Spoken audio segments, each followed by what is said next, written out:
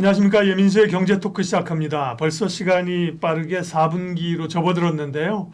세계 경제 현황이 어떤지 전망하겠습니다. 김한진 이코노미스트 함께합니다. 박사님 어서 오십시오. 네, 안녕하세요. 네, 그러게요. 이제 해마다 뭐 OECD나 세계은행 이런 데서 세계 경제 전망을 하잖아요. 뭐 작년에 올해 전망했던 거 중간중간에 보면 세계 전개 전체적으로는 조금씩 회복되는 걸 전망했지 않느냐. 제 기억이 그런데 실제로 세계 경제 흐름은 지금까지 어떻습니까? 네. 네, 우리 2024년 들어와서는 뭐 지금 전망치대로 움직이고 있고요. 네. 선진국, 신흥국 공이 뭐 좀 연초에 예상한 대로 네. 이렇게 전개가 되고 있습니다. 예. 국별로 보면 미국이 조금 성장률이 뭐 아직 4분기가 남아 있습니다만은 지금 뭐 한 2.1%에서 한 2.3% 정도 성장을 할 걸로 보이는데 네. 문제는 이제 내년도에 미국 경제 성장률은 뭐 2% 밑으로 좀 저는 갈 거라고 보고 있고요. 그리고 선진국 전반적으로는 이제 미국은 조금 올해보다 낮아지고 유로존은 올해보다 좀 올라가고 그렇게 전망들을 하고 있는데 좀 기저효과 때문에 그런 것 같습니다. 그거는 유로존이 워낙 올해 조금 나쁘거든요. 유로존 전체적으로는 0.3%, 4% 정도밖에 성장을 못하고 그렇기 때문에 이제 내년도에는 한 1% 정도까지는 성장을 할 거다. 하지만 여전히 뭐 조금 저조한 성장률이죠. 그리고 이제 중국을 포함해서 이머징은 뭐 인도가 살짝 낮아지지만 인도가 전 세계 이머징 중에서는 신흥국 중에서는 가장 높습니다. 하드 캐리하죠. 이제. 네, 올해가 8%, 내년도에 7%. 굉장히 좋은 성장률을 지금 주가도 좋지만 네, 그런 것을 반영해서 내년까지도 인도 경제는 좋을 것 같고요. 일본은 올해는 뭐 한 0.9% 그 정도 보고 있는데 내년도에는 조금 높아질 걸로 보고 있습니다. 그래서 올해보다는 일본 경제가 조금 높아질 것으로 보이는데 아무래도 이제 그거는 그 통화 정책에 따라서 조금 변수가 있겠습니다. 네. 금리를 좀 급하게 올리면 일본 경제가 조금 약할 것 같고요. 아무튼 일본도 그래도 이제 선진국 중에서는 좀 선방한다. 종합적으로 좀 따지면 올해보다는 이제 좀 안 좋아지는 국가는 사실은 이제 성장률이 올해 너무 좋았던 미국이 조금 더 낮아질 것이라는 점, 그리고 전체적으로는 이제 신흥국이 인도를 제외하면 조금 안 좋아질 것이라는 부분, 그리고 선진국, 신흥국 공이 조금 그 경기에 비해서는 조금 그 금리가 그렇게 많이 떨어지지 않는. 그러니까 시장 금리가 좀 많이 떨어지지 않는 그런 모습을 보일 것 같습니다. 네. 가장 뭐 중요한 것은 투자자들이 보기에 미국 경제 아니겠습니까? 네. 뭐 인도 경제가 잘 되면 좋고 그렇지만 결국 이제 주가가 미국하고 연동돼 있기 때문에요. 미국 경제는 계속해서 이제 경기 침체 논의 과정들을 겪고 있습니다. 지금으로서는 이제 연착륙 가능성이 높아 보이는데 정말 4분기를 지나면서 내년 초까지 연착륙할 수 있을까? 그다음에 미국 대선 이후에 미국 경기 흐름이 어떻게 될까? 뭐 일부에서는 침체 우려를 하는 분들도 여전히 많거든요. 네, 저는 뭐 내년도에 짧고 가벼운 침체는 불가피하다. 금리 인하에도 불구하고 그렇게 보고 있습니다만은 조금 뭐 이렇게 우려할 건 아니다라고 지금으로서는 이제 그렇게 보고 있습니다. 그러니까 경기 침체가 와도 지금 올 4분기라든지 내년 1분기 정도에 올 가능성보다는 그 이후에 올 가능성. 그러니까 조금 뭐 투자를 정말 장기적으로 하시는 분들은 우려해야 되겠지만 보통의 투자자들은 한 6개월 이내에 경기 침체가 오냐 안 오냐 이게 중요하지 않습니까? 그런 측면에서는 경기가 침체되면서 미국 주식시장이 경기로 인해서 조금 발목을 잡힌다. 그럴 가능성은 낮다라고 말씀드리는 이유가 첫 번째는 기업 실적이 여전히 괜찮습니다. 그래서 상장기업뿐만 아니라 지금 미국 전체 기업 이익이 굉장히 양호하고요. 그다음에 설비 투자도 조금 R&D라든지 또 IT 좀 중심, 지금 데이터 센터죠. 가장 핫한 데가. 그런 쪽으로 IT 쪽이 지금 설비 투자를 주도하고 있는데 이런 설비 투자 붐이 당장 꺾일 것 같지는 않거든요. 조금 시간이 걸릴 것 같고요.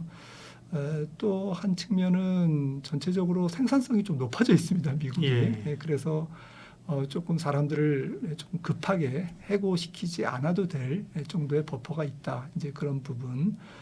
특히 고용 시장을 보면 뭐 어젯밤에 8월 졸트 보고서, 구인 구직 보고서가 나왔습니다만은 해고율이 조금 늘었습니다. 1.0에서 1.1로 살짝 늘었지만 구인율이 훨씬 많이 늘었습니다. 4.6에서 4.8로 늘었고 구인율이 제 생각에는 이제 경제활동 인구 중에 기업들의 이제 구인 사람들을 모집하려고 네. 하는 그런 의지를 표명하는 건데 한 3.5% 정도까지는 지금 4.8%인데 한 1% 포인트는 조금 더 낮아져야 그러니까 구인 쪽에서 버퍼가 조금 더 좀 소진이 돼야 비로소 조금 미국 경제가 고용 쪽에서 조금 불황 쪽에 더 다가설 것 같다. 그러니까 아직까지는 조금 시간적 여유가 있다라고 보거든요. 이런 기타 등등의 요인 때문에 제 생각에는 뭐 내년 한 1분기 정도까지는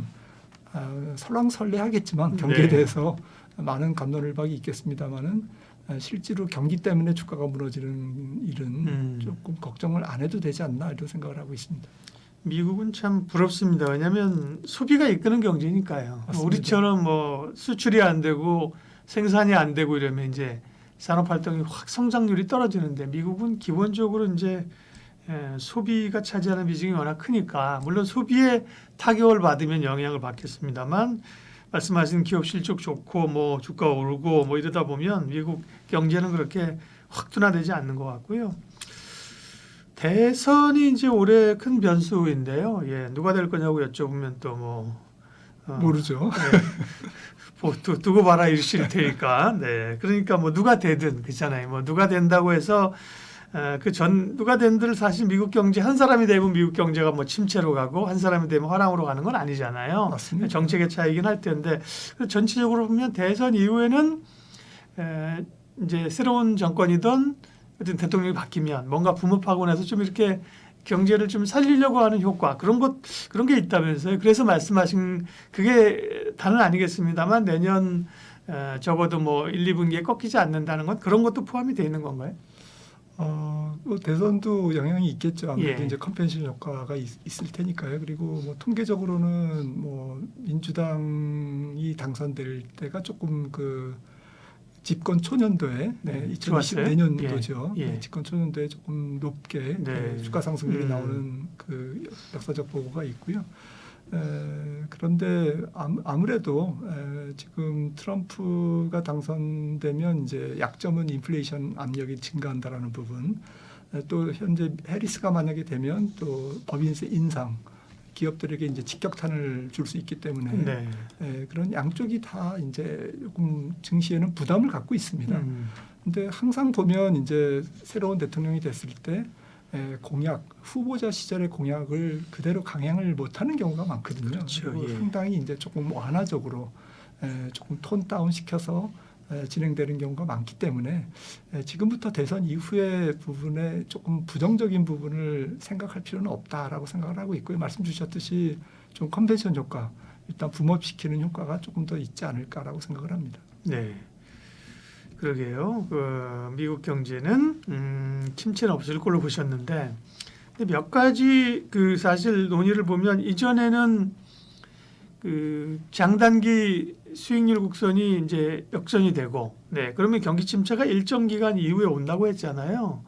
사실 그 기간은 뭐 지난 것 같고, 또 흑자에서는 장단기 금리 역전이 됐다가 다시 얼마 지금처럼 풀릴 때, 뭐 그때 경기 침체가 왔다. 혹은 뭐 최근에 뭐 샤메 법칙이나 뭐 그거는 이제 고용률로 한 거잖아요. 네. 뭐 그런 지표로 봤을 때 경기 침체 가능성은 높지 않습니까? 그 장단기 금리 차에서 네. 이제 단기 금리를 뭘 쓰냐에 따라서 조금씩 다른데 2년물도 쓰고 3개월물도 쓰고 네, 이러잖아요. 예. 뉴욕 연은에서는 이제 3개월물을 네, 씁니다. 예. 그래서 3개월물이 지난 1970년 이후에 8번의 경기 침체를 다 맞췄습니다.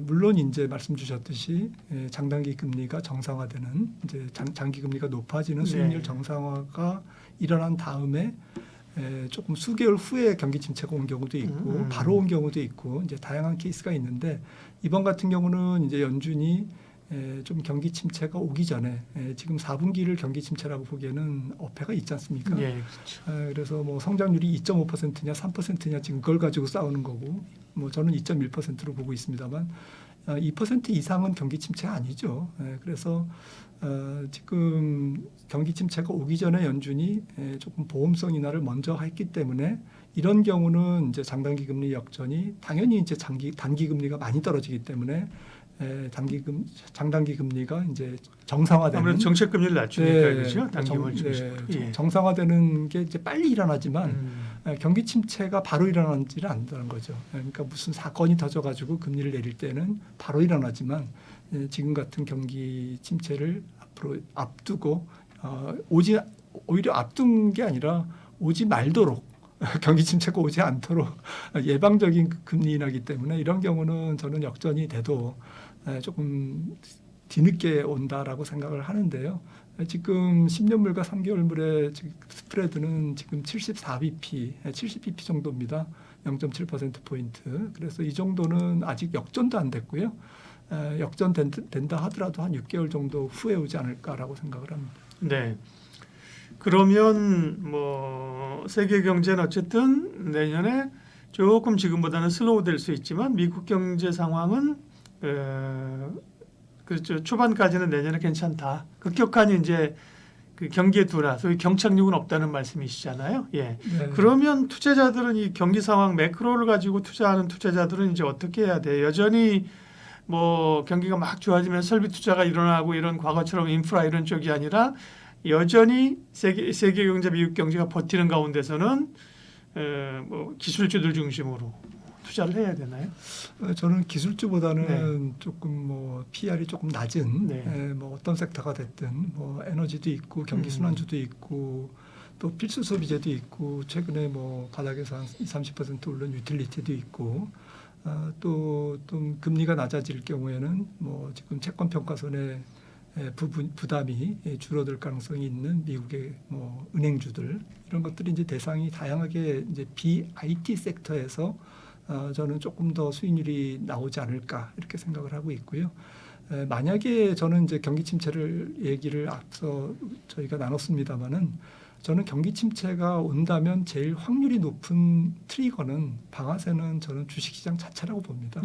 그래서 우리는 뭐 경기를 보고 주식시장을 맞추려고 하지만 네. 그거는 조금 난센스고요. 왜냐하면은 경기 침체는 나중에 지나서 이렇게 파악하면 쉬운데 그 당시에는 모르지 않겠습니까? 그래서 제 생각에는 주가가 조금 M7 혹은 IT 중심으로 조금 과열이 더 일어나면서 혹은 S&P 500 전체가 미국 증시 전체가 조금 지금 GDP 대비 200%의 시가총액인데 이게 조금 더 과열돼 가지고 네. 주가가 무너지면서 소비도 망가지고 예. 기업 투자도 망가지고 또 채권 시장도 엉망이 되고 이제 이런 가능성이 저는 훨씬 더 확률적으로 높다라고 생각을 하고 있고요. 어쨌든 저는 만약에 주식 투자를 일단 매크로가 이제 주식 시장의 발목을 잡지 못한다라는 그런 가정하에서는 조금 IT 쪽으로 배팅한다라는 것은 조금 주가가 사실은 그 강세장의 생명력이 짧을 가능성에 배팅하는 것과 똑같은 얘기인 거죠. 네. 물론 그게 어떻게 될지는 모르겠습니다만은 IT 쪽이 M7이 조금 더 시장에서 좀 쏠림이 더 강해지면 결국에는 그게 트리거가 돼서 주식시장이 무너지는 지난 7월 14일 이후에 네. 한 3차례 보여준 그 사례가 결국에 8월 초, 9월 초 모두 M7이 올라서 그걸 이제 주식시장이 감당을 못하면서 주가가 무너진 그런 케이스이기 때문에 사실은 시장은 좀 스마트하기 때문에 이 강세장의 수명을 좀 늘리기 위해서 조금 다변화시킬 가능성이 있다라고 저는 생각을 합니다. 예. 세계 경제 전망과 매크로 투자 전략 김한진 박사님과 세워봤습니다. 고맙습니다.